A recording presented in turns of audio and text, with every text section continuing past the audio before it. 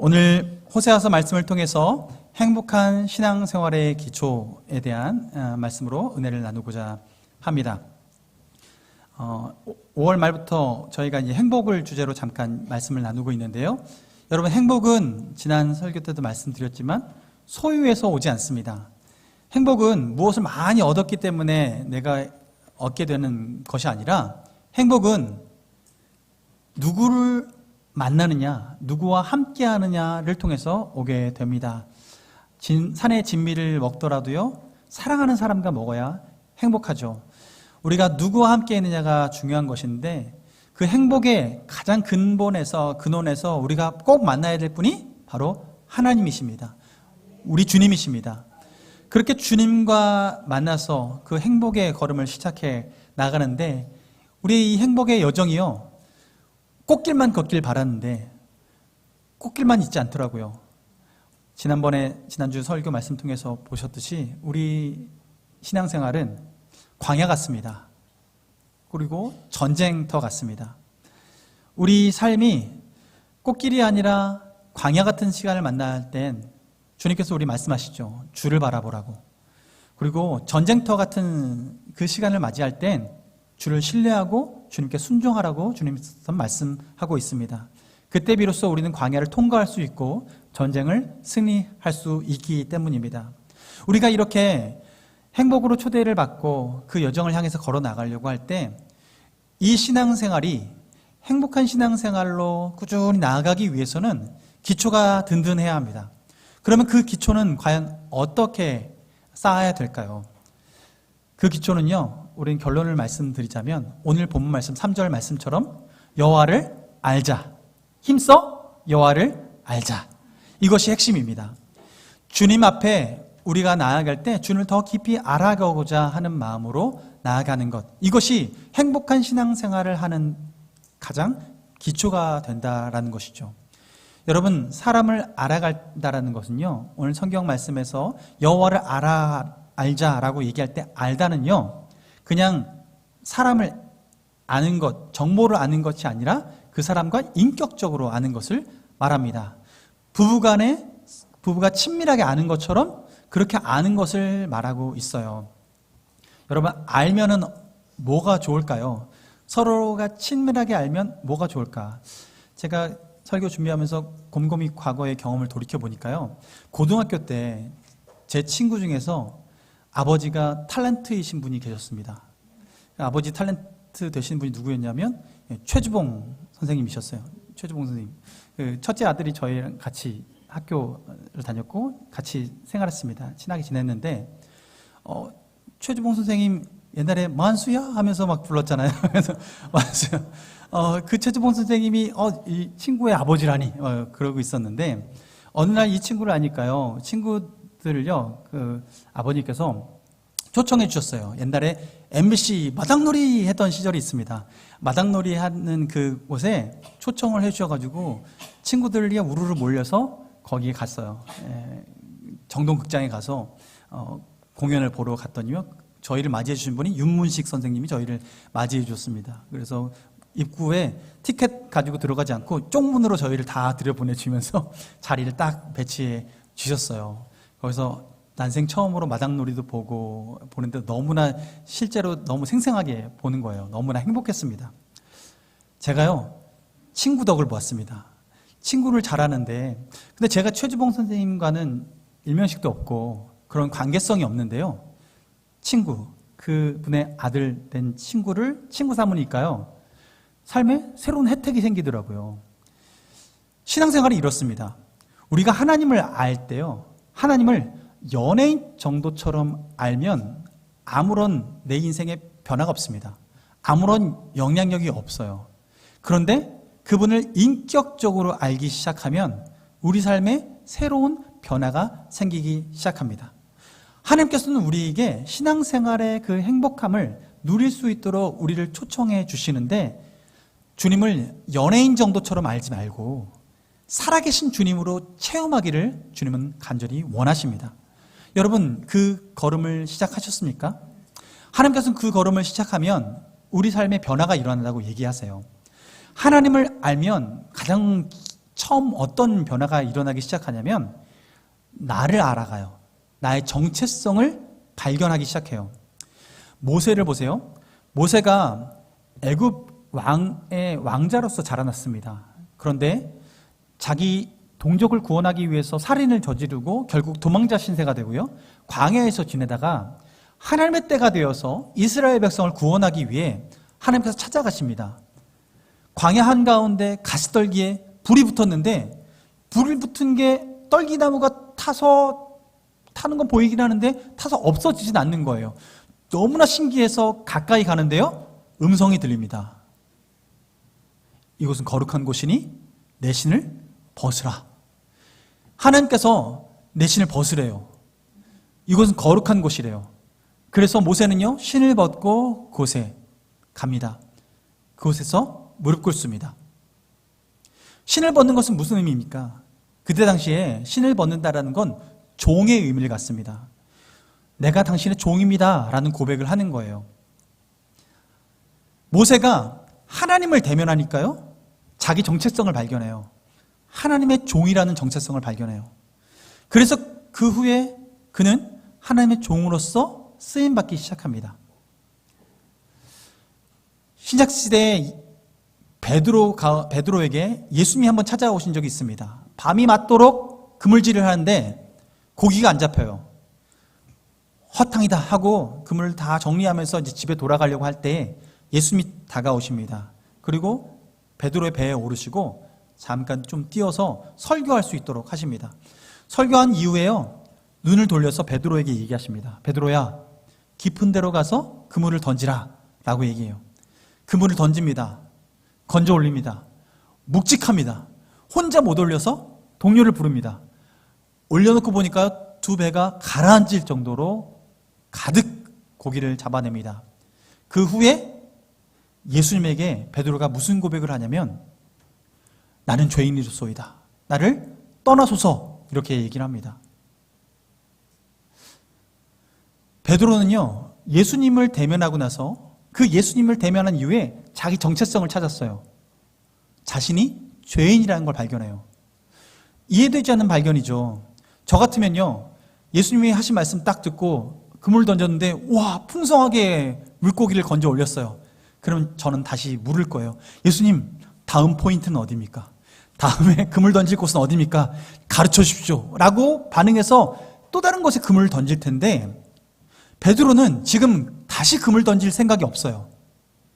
베드로는 지금 내가 순종한 이분이 메시아구나, 우리가 범상치 않은 분을 만난 그 가운데 내가 그분 앞에 그분을 의심했던 마음과 그분을 시험하려고 했던 그 마음이 죄라는 것을 발견하게 됩니다. 베드로가 그 가운데 자신을 발견하고 결국 무릎 꿇고 자기를 떠나달라고, 주님과 함께하는 것, 나의 이 추한 마음들, 내 욕심들, 밤새도록 아무것도 잡지 못해서 내 삶이 너무나 허무하다라고 욕했던 그 모든 내 생각들이 하나님 앞에 얼마나 초라해 보이는지, 얼마나 죄스러워 보이는지, 그는 하나님 앞에서 자신의 본질을 발견하게 됩니다. 하나님을 대면하면요, 종의 모습을 발견하게 되고 죄인된 모습을 발견하게 돼요.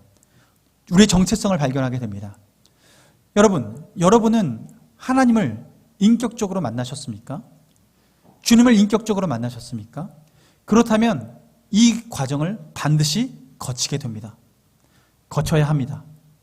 그렇지 않으면요, 우리는 하나님을 어느 정도로 알고 있는 거냐면 그냥 연예인 알고 있는 것과 똑같은 겁니다.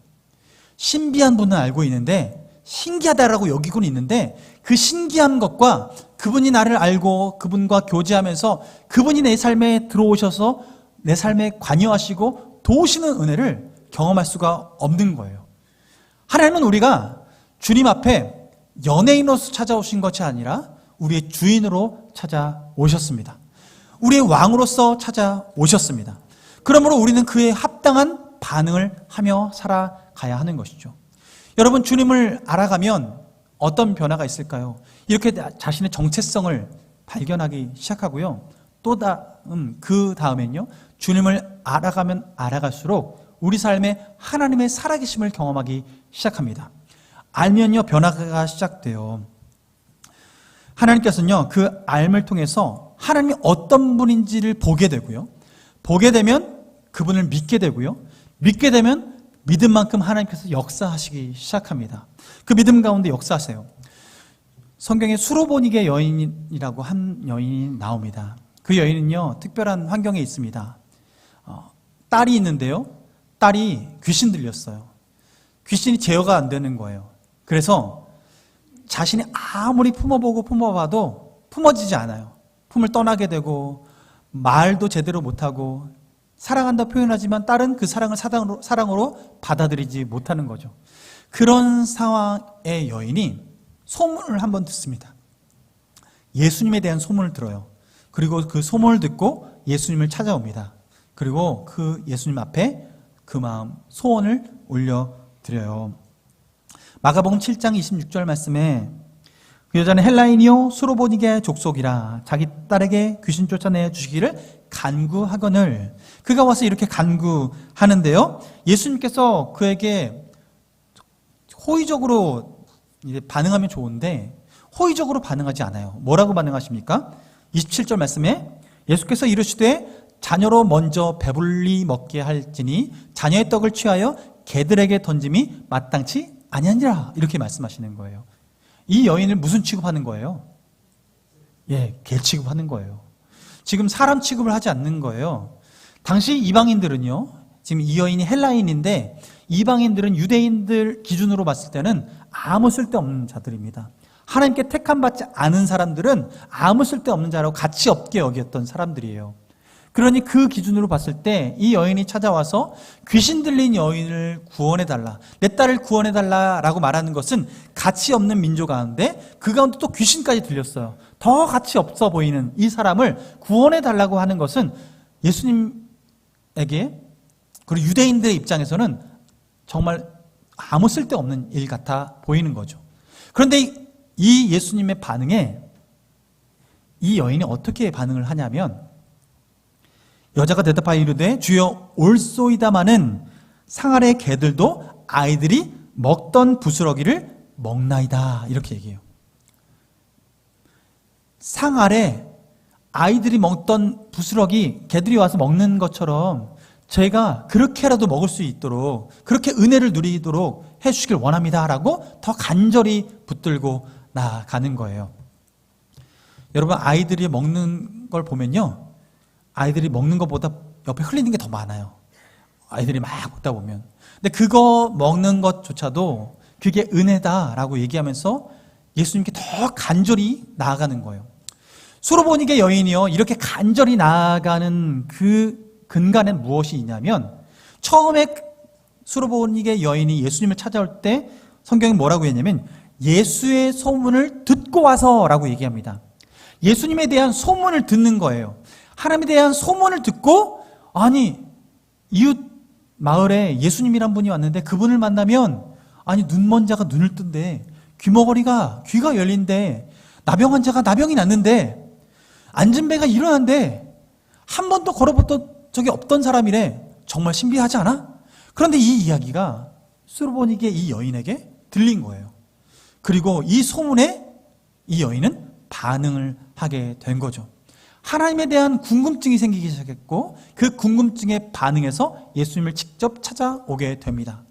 여러분, 우리가 안다는 것은 행동하게 만듭니다. 알고 믿어지면 더 깊은 행동으로 나아가게 됩니다. 이 여인이 예수님을 찾아와서 구했어요. 그런데 예수님이 한 번에 들어주지 않습니다. 거절하십니다. 그리고 그 거절 가운데 이 여인은요, 그 믿음을 잃지 않고요, 더 깊이 주님 앞에 나아갑니다. 더 깊이 주님께 나아갑니다. 뿌리치지 않고 튕겨내시는 그 주님 품 안에 더 깊이 파고 들어갑니다. 여러분, 그 주님 품 안에 더 깊이 파고 들어가니까 어떤 일이 벌어지냐면, 마가복음 7장 29절 말씀에 예수께서 이르시되 이 말을 하였으니 돌아가라, 귀신이 내 딸에게서 나갔느니라 하시매. 여러분, 여인의 간절한 소원이 성취되었습니다. 여인은요, 예수님에 대한 지식이 있었습니다. 그런데 그 지식이 지식으로만 있었다면, 연예인 알듯이 그분을 알고 있었다면 이 여인에게는 아무런 일이 일어나지 않았을 것입니다. 그 들렸던 그 말에 그 여인은 믿음으로 반응해서 예수님을 찾아갔습니다. 그리고 또한 그곳에서 한 번 듣고 그 믿음이 흔들렸다면, 예수님의 그 반응에 믿음이 흔들렸다면, 돌아갔다면 아무런 기적이 일어나지 않았을 것입니다. 그런데 이 여인은 그 예수님의 품을 더 깊이 파고 들어갔어요. 여러분, 우리 인생 가운데 주님 앞에 간절히 기도하고 간구하는 제목들, 내가 주님을 알기에 주님께서 이렇게 응답하실 것이라는 그 믿음을 가지고 주님 앞에 기도하며 나아갈 때, 여러분, 한 번의 장애물이 하나님의 무응답이라고 여기지 마십시오. 한 번의 그 좌절이 하나님께서 거절하시는 것이라, 하나님께서 나랑 상관이 없다라고 여기지 마십시오. 우리가 더 주님 품을 파고 들어갈 때 하나님께서는 역사하십니다. 하나님은 우리의 믿음을 지금 시험하고 있는 것입니다. 이 여인에게는 이 자신의 신분보다, 자신의 그 혈통보다 주님께서 더 무엇을 귀중하게 여기시는지를 보여주시는 거예요. 그 혈통은 세상 사람들이 보기에 하나님께 나아갈 자격이 없다라고 말하지만, 주님은 그것을 넘어서서 믿음으로 나아가는 자에게는 반드시 주님이 응답해 주신다라고 말씀하고 있는 것입니다. 여러분, 우리 주님은 그런 주님이십니다. 주님을 알고 믿고 따르는 자에게 응답하시는 주님이십니다. 여러분, 주님을 깊이 알아가길 원합니다. 주님을 더 깊이 알아가길 원합니다. 힘써 알아가길 원합니다. 여러분, 우리는 힘써 알아가지 않으면요, 우리가 방해하는 세력에 우리는 좌절하고 맙니다. 여러분, 힘써 주님을 알기로 결단하지 않으면요, 한 번의 좌절에 우리는 멈춰서고 맙니다. 여러분, 주님을 알되 힘써 알아가시기 바랍니다. 주님께서 그 힘써 알아가는 그 가운데 반드시 역사해 주십니다. 여러분, 이 믿음, 이 알미 우리 인생에 어떤 변화를 일으켰을까요? 성경에는 어떤 일들을 일으켰을까요? 여러분, 노아를 보십시오. 노아는 하나님이 심판주임을 알고 심판주임을 또한 믿어져서 그는 방주를 만들었고, 그는 그 멸망의 시대 때에 구원을 받았습니다. 여러분, 아브라함은요, 하나님이 생명의 주관자이심을 믿고 그는 자기 100세 때 얻었던 아이를 제단 위에 올려드리고, 주님 앞에 이 또한 주님께서 받으셨으니 나에게도 없는 중에 주셨으니 이 생명 거두가시면 또 다른 생명을 주실 것이라는 믿음을 가지고 생명의 주 되신 주님을 믿음으로 그렇게 제단 위에 올려드렸습니다. 여러분, 기생 라합은요, 하나님이 전쟁 가운데 승리하시는 주님이라는 그 지식이 있었기 때문에 정탐꾼이 왔을 때 그들을 보호해 주었고, 그들을 보호한 이후에 잘 돌아갈 수 있게 해서 그와 언약을 맺어서 여리고성이 함락당할 그때에 유일하게 구원받는 한 가정이 되었습니다. 여러분, 하나님을 향한 지식이 어떤 지식이 있습니까? 하나님을 어느 정도로 알고 계십니까? 여러분의 삶에 하나님이 얼마만큼, 그 알만큼 여러분 삶 가운데 역사하고 계십니까? 하나님께서는 우리가 그 알미, 우리의 믿음 되어지고 그 믿음이 역사할 그때까지 우리가 그 믿음을 지켜가길 원하십니다. 여러분, 그 믿음 지켜서 누리길 원해요. 엘리야를 보세요. 엘리야는요, 우리와 성정이 같은 사람이로되 라고 성경 기록하고 있습니다. 그런데 엘리야가요, 하나님은 기도를 들으시는 하나님, 기도를 응답하시는 하나님, 그 하나님으로 알고 믿어서 그는 기도했더니요, 가뭄이 왔습니다. 비가 그쳤습니다. 그리고 주님 앞에 다시 기도했더니 하늘에 비를 내려주시는데요, 그 비 내리기까지요, 그가 무릎 꿇고 기도하는데 한 번 기도했더니 아무런 응답이 없어요. 두 번 기도해요? 아무런 응답이 없어요. 3번, 4번, 5번, 7번째 기도하는 그때 하나님을 붙들고 끝까지 기도하겠다라고 작정하는 그 7번을 채우는 기도를 할 때에 하나님께서 손바닥만한 구름을 보여주셨습니다. 엘리야가 그렇게 주님을 붙들고 기도할 수 있었던 것은 주님은 반드시 응답하시는 하나님이라는 것을 알기 때문에 그는 그렇게 기도했던 것입니다. 여러분, 그가 그렇게 기도했더니 응답받았어요. 소나기가 내렸어요. 폭풍우가 내렸어요. 하나님께서는 우리와 같은 그 비를 내려주셨어요. 하나님은 반드시 응답하십니다. 하나님은 우리의 기도를 들어주십니다. 여러분, 우리의 지식은 얼마만큼 깊습니까? 하나님을 향한 그 지식이 얼마나 깊습니까? 얼마나 구체적으로 알고 있고 얼마나 구체적으로 경험하고 있습니까? 그래서 하나님은 그 하나님을 실제적으로 깊이 경험하기 위해서 우리에게 길을 열어주셨어요. 하나님을 알아갈 수 있는 길을 열어주셨어요. 그게 바로 성경이에요. 이 시대에 역사 가운데 살아서 역사하셨던, 실제로 일하셨던 그 하나님을 성경의 말씀 가운데 기록해 놓으셨습니다. 이 텍스트가 단순히 역사책 중에 하나라면 과거의 역사를 잘 기록해 놓고 우리가 그것을 알고 이랬던 적이 있었구나, 그랬던 적이 있었구나, 했던 적이 있었구나 라고 해서 과거의 경험으로만 끝날 것입니다. 그런데 여러분, 예수님은 우리를 위해 죽으셨습니다. 예수님은 또한 우리를 위해 다시 사셨습니다. 또한 예수님은 주님께서는 부활 후 40일 동안 제자들과 함께 있으면서 승천하시고 지금 하나님 우편에 앉아 계십니다. 지금도 살아 계십니다. 주님은 약속하신 그날에 다시 오실 것을 준비하고 계십니다. 주님은 우리를 긍휼히 여기시기 때문에 한 사람이라도 더 구원받아서 주님 품에 안기게 하기 위해서 주님은 그 시간들을 유보하고 계십니다. 하나님은 그렇게 지금도 살아 계시기에 이때 역사하셨던 그 하나님은 과거에 박제된 하나님이 아니라 지금도 살아계신 하나님이십니다. 지금도 역사하시는 하나님이십니다. 그러므로 우리에게 이 말씀을 통해서 우리에게 대화를 걸어오실 때 우리는 이 말씀을 읽고 이 말씀 가운데 우리가 반응하기 시작할 때 이 말씀은 우리 삶에 살아 역사하십니다. 여러분, 이것이 우리에게 믿음입니다. 그러므로 우리가 말씀 가운데 더 깊이 파고 들어가는 것이죠. 지난 사순절 동안에 신약 통독을 했습니다. 통독하고 나서요, 보니까요, 지금 구약 통독하시는 분들이 계세요. 그 통독방을 지우지 않고 지속적으로 모여서 또 구약을 통독하고 계세요. 왜 그런 결단을 했을까요? 신약 통독하시면서 하나님을 향한 마음이 더 깊어졌고 살아계신 하나님에 대한 갈증이 더 깊이 생겼기 때문이죠. 하나님을 더 깊이 알아보고자 그렇게 결단한 것입니다. 더 깊이, 더 깊이. 이것이 우리의 마음에 갈증되길 원합니다. 하나님께서 그 갈증을 가지고 나아갈 때 열매 맺게 하실 것입니다. 여러분, 그렇게 하나님을 알아가는 건 이런 것 같은 거예요. 우물가에서 예수님이 한 여인을 만났습니다. 이 여인을 만났는데 대화를 하는데요, 이 여인이 얼마나 삶의 갈증이 많고 험난하게 살았는지, 결혼을 했는데 남편을 1명, 2명, 3명, 인생에 참된 만족이 없어서 사람이 바뀌면 참된 만족이 있을까 싶어서 그 새로운 사람들을 만났는데, 그런데 그 가운데 만족이 없었던 거예요. 그런데 예수님을 만났어요. 예수님이 그 여인에게 너와 함께 사는 사람 데려오라 얘기했을 때 이 여인은 데려올 수 없었습니다. 그 안에 만족도 없었다는 걸 예수님께서는 그것을 깨닫게 해주기 위해서 그 질문을 했던 거예요. 예수님은 그 질문 후에 예수 그리스도로 말미암아 오직 그 배에서 생수의 강이 흘러 넘칠 수 있다라는 것을 가르쳐 주십니다. 예수님을 통해서 이 여인은 메시아를 만났다라는 것을 확인하게 됩니다. 이 여인이 그 후에 어떻게 했냐면요, 마을로 찾아 들어가요. 마을로 가서 문을 두드리면서 내가 메시아를 만났다, 내가 메시아를 만났다 하면서 사람들에게 알려줘요.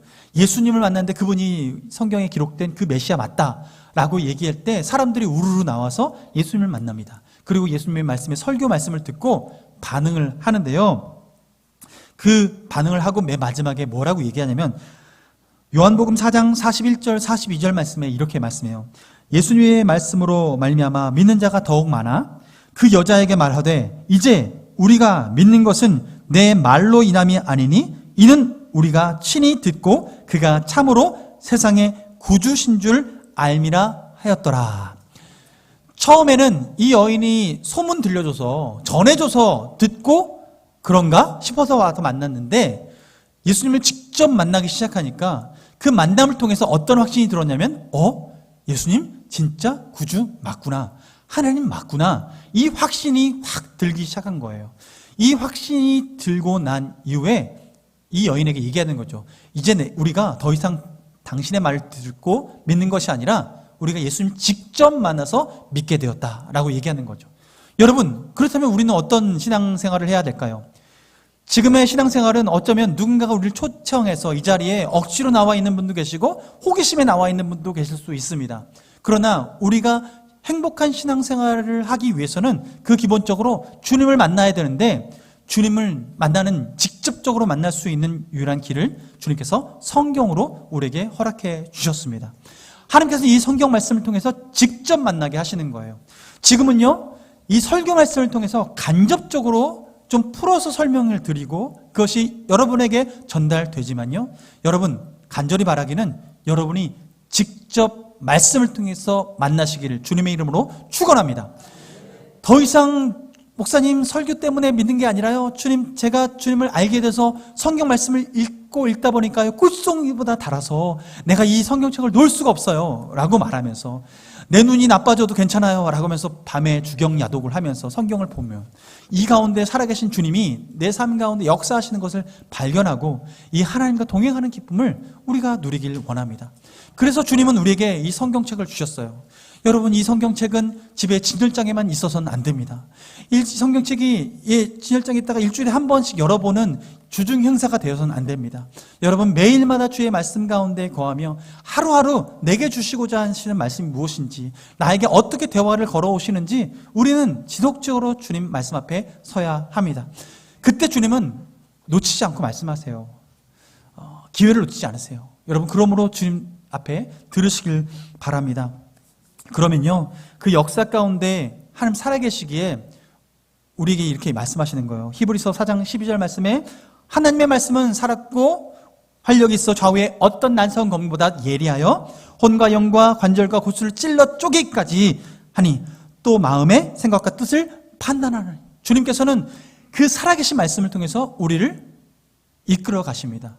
우리 삶의 죄를 걷어내게 하시고 하나님 앞에 더 거룩한 삶을 살아갈 수 있도록 인도해 주십니다. 여러분, 하나님께서 그 삶을 살아가도록 우리를 초청하세요. 저는 그래서 마지막으로 이런 부탁을 드리고 싶어요. 여러분, 주님을 아십니까? 주님을 아십니까? 그렇다면 여러분이 주님을 아는 한 사람이 되어지길 원합니다. 여러분이 주님도 알고 주님도 여러분을 아는 그 사람이 되길 원합니다. 예수님께서요, 이런 말씀하신 적이 있어요. 마태복음 7장 말씀에 제자들에게 얘기를 하는데 이런 얘기하는 거죠. 그날에 많은 사람이 나더러 이르되 주여 주여 우리가 주의 이름으로 선지자 노릇하며 주의 이름으로 귀신을 쫓아내며 주의 이름으로 많은 권능을 행하지 아니하였나이까? 이렇게 대답했는데요, 23절에 그때 내가 그들에게 밝히 말하되 내가 너희를 도무지 알지 못하니 불법을 행하는 자들아 내게서 떠나가라. 여러분, 이 땅 가운데 주님을 안다라고 고백하시면서 신앙생활을 할 수 있습니다. 그런데 더 중요한 건 주님이 여러분을 아셔야 합니다. 내가 주님을 연예인 아는 정도로만 알면요, 주님은 우리를 모르신다라고 얘기할 겁니다. 연예인 아는 척, 마치 지나가는 연예인 만나가지고 사진 한 방 딱 찍고 자기 인스타그램이나 페이스북에 올려놓고 나 이 연예인과 굉장히 친한 것처럼 그곳에 그렇게 올릴 수 있어요. 그런데 그것이 내가 그 연예인을 아는 것 자랑하는 만큼 자랑하지만, 그러나 그 연예인이 나를 몰라요. 그런데 우리가 신앙생활 하면서 내가 주님을 압니다 라고 고백하면서 살아가는데 어쩌면 이와 같은 신앙생활을 하고 있을 줄도 모릅니다. 여러분, 우리가 주님을 아는 것처럼 주님이 우리를 알아주셔야 합니다. 주님이 알아주시는 유일한 길은 주의 말씀에 순종하는 거예요. 주의 말씀에 순종하는 건 다른 게 아니죠. 하나님께서는 하나님을 사랑하고 이와 같이 내 이웃을 내 몸같이 사랑하라. 주님께서 약속의 말씀을 주셨어요. 여러분, 교회 공동체는 사랑의 공동체입니다. 하나님께서는 우리가 그 사랑의 공동체로서의 정체성을 유지하게 하시고 살아내게끔 하시는 거예요. 그 사역을 감당케 하시는 거예요. 그래서 이 땅 가운데 하나님 나라를 이루어가게 하시는 거예요. 여러분, 우리가 그에게 쓰임받기를 원합니다. 그래서 우리가 하나님을 압니다라고 고백하고 뿐만 아니라 주님도 우리를 알아봐주는, 하나님의 일을 많이 봉사한다고 해서 하나님이 우리를 알아주시는 것이 아니라 주님을 더 깊이 알아가고 인격적으로 알아야 하는 거예요. 보세요. 내가 주의 이름으로 선지자 노릇했습니다. 주의 이름으로 귀신 쫓아냈습니다. 내 능력 행했대요. 봉사했대요. 그런데 하나님이 모른대요. 하나님은 우리가 봉사 많이 하는 것에 초점을 두는 것이 아니라 그 봉사를 하더라도 주님과 개인적인 교제를 갖고 그 교제 가운데 기쁨으로 헌신하는 것을 주님께서는 바라시는 거예요. 그 기쁨으로 주님과 교제해서 드러내는 그 헌신, 그것을 진정 주님께서 받으시기 때문입니다. 여러분, 우리의 신앙생활이 종교생활 되어서는 안 됩니다. 주님을 연예인처럼 알고 살아가는 건 종교생활입니다. 그래서 이 시간에 시간을 구별해서 예배 드리는 건 너무나 잘하는 것인데, 그러나 이 시간을 드리는 것만을 우리가 최선이라고 생각하고 이것만 하나님께 도장 찍는 것으로 우리의 임무를 완수한다 생각한다면 여러분, 우리는 착각하는 것입니다. 우리의 신앙생활은 종교생활로 머물 수 있습니다. 하나님은 우리가 인격적으로 주님과 신앙생활하기를 원하십니다.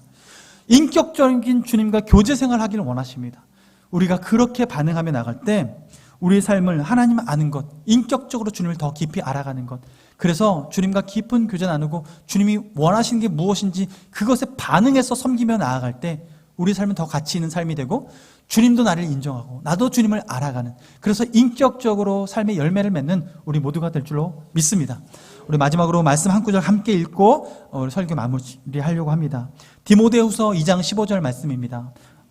디모데후서 2장 15절 말씀 우리 한 목소리로 읽겠습니다. 시작. 너는 진리의 말씀을 옳게 분별하며 부끄러울 것이 없는 일꾼으로 인정된 자로 자신을 하나님 앞에 드리기를 힘쓰라. 아멘. 여러분, 진리의 말씀을 옳게 분별하여서 하나님 진리의 일꾼으로 힘써 쓰임받을 수 있길 원합니다.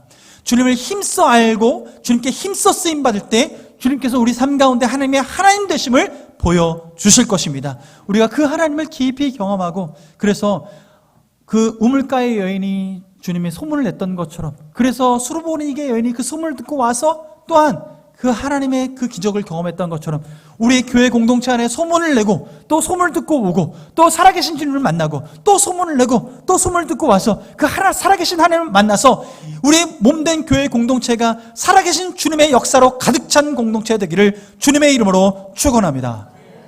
우리 함께 찬양합니다. 여러분, 우리가 사모해야 될 것은 주님의 사랑입니다. 주님의 평안입니다. 주님의 은혜입니다. 살아계신 주님은 우리에게 그 은혜를 베푸시기를 오늘도 기다리고 계십니다. 그 하나님 앞에 우리 마음을 올려드리기 원합니다. 찬양합니다.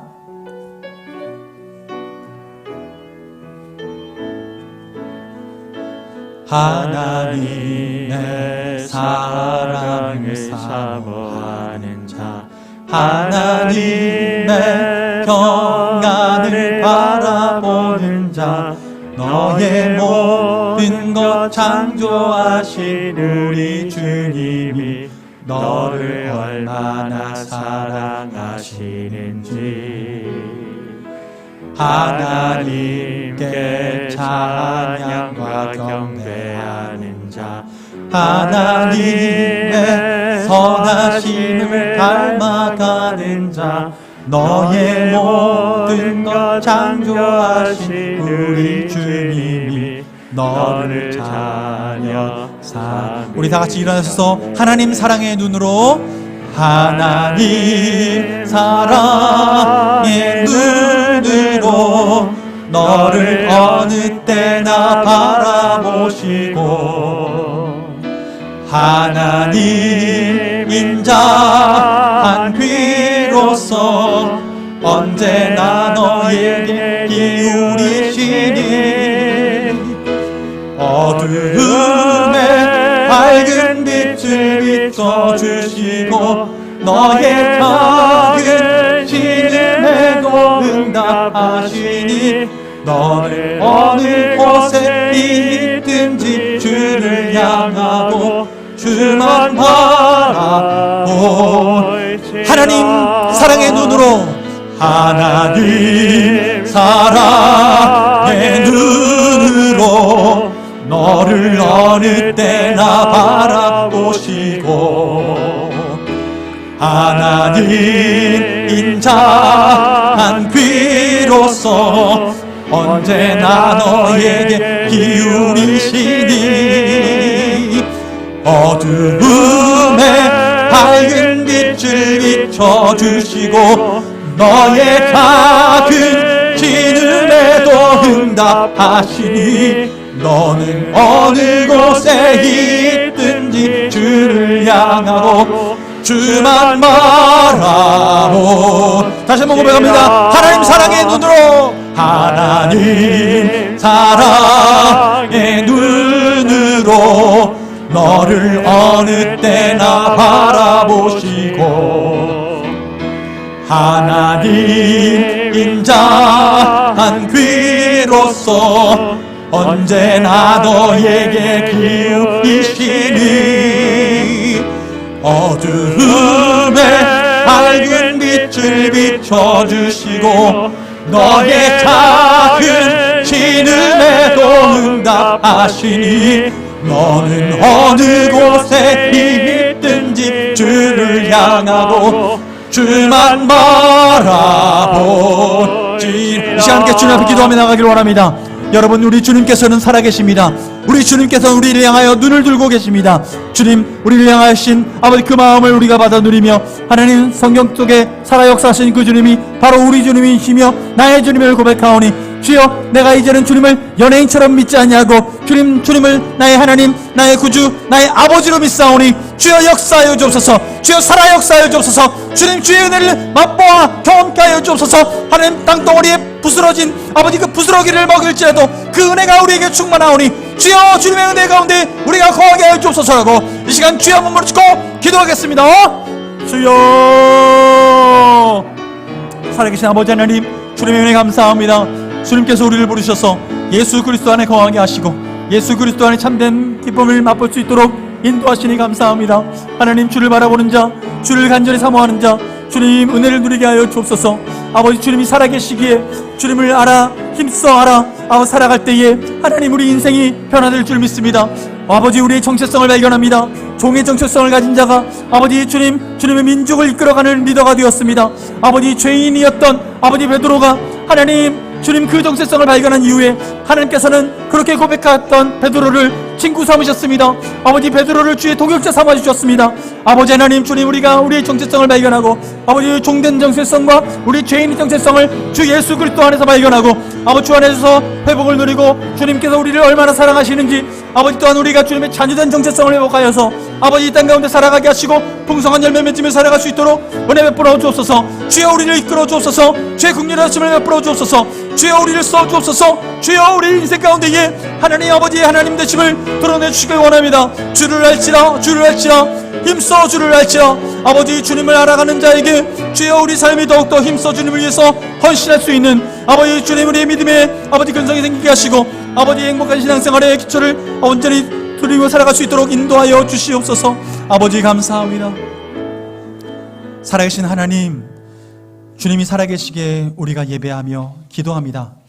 하나님, 주님을 더 깊이 알아가길 원합니다.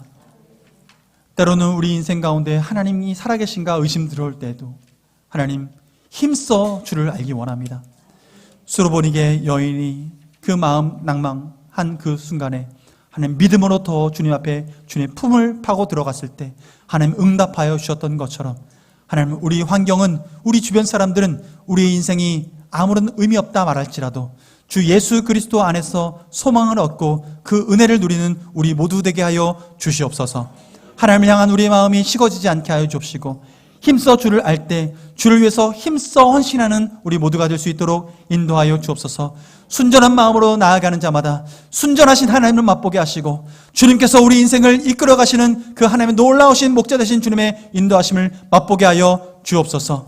하나님, 그러므로 우리 신앙 여정이 행복한 신앙생활의 기초가 더욱더 든든히 세워지게 하여 주옵소서.